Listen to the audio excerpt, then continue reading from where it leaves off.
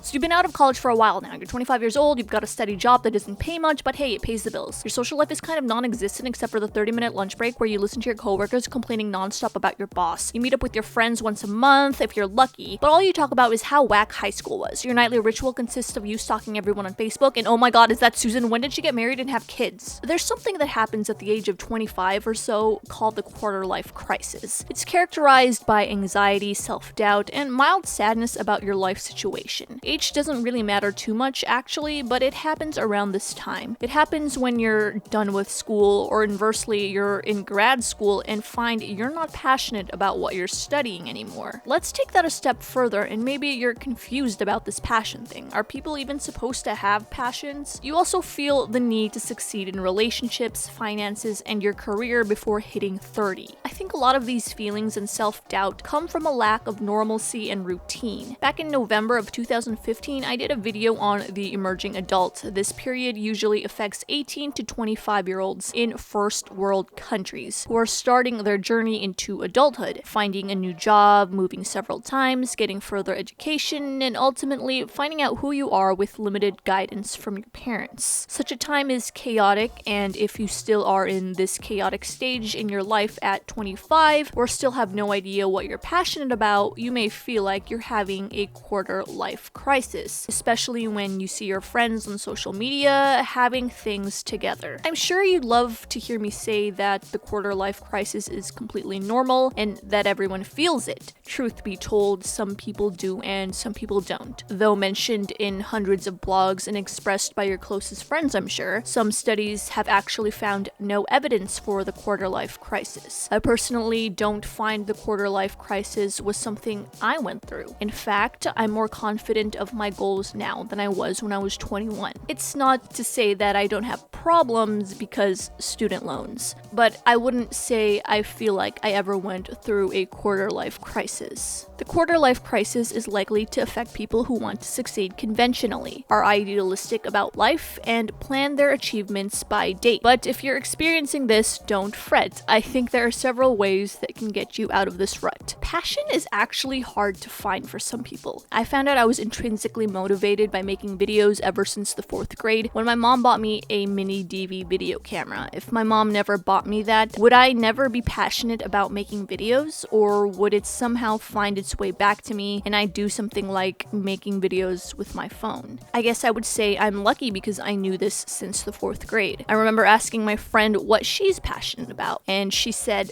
I don't know. Though the answer was strange for me, it's the reality that some people have. I think the best way to find your passion is to do as many things as possible. Do stuff until you find something that consumes you, or do things and find out you don't like them and move on. The last piece of advice that I think is important is to stop comparing yourself to others. Though comparison can be turned into an internal competition that motivates you, sometimes what it can do is bring you down. Realize that everyone was dealt with different hands, therefore no one is on the same path.